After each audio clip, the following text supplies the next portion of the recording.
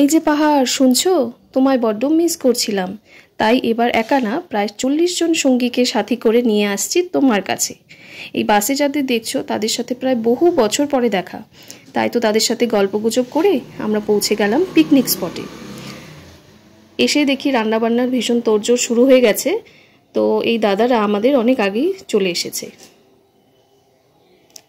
আর এই দাদা তো প্রায় ছাতা নিয়েই নাচা শুরু করে দিয়েছে।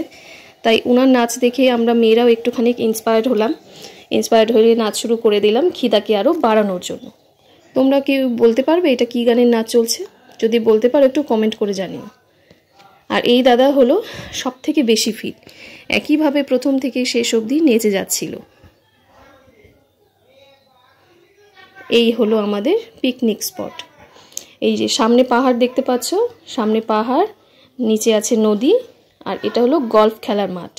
এখানে গল্ফ খেলা হয়, আর দুই ধারে আছে চা বাগান। সব মিলিয়ে আজকের পরিবেশটা ছিল দারুণ, না ঠান্ডা ছিল না গরম ছিল।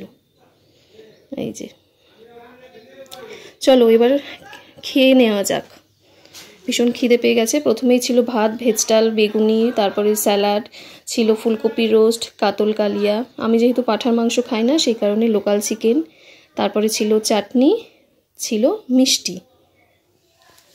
এই যে এবার খাওয়া দাওয়া শেষে আর একটুখানি সবাই নাকি নাচানাচি করবে, একটু কফি খাবে, তারপরেই বেরোবে।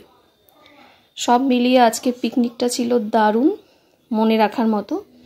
চলো আজকের মতো এই পর্যন্তই।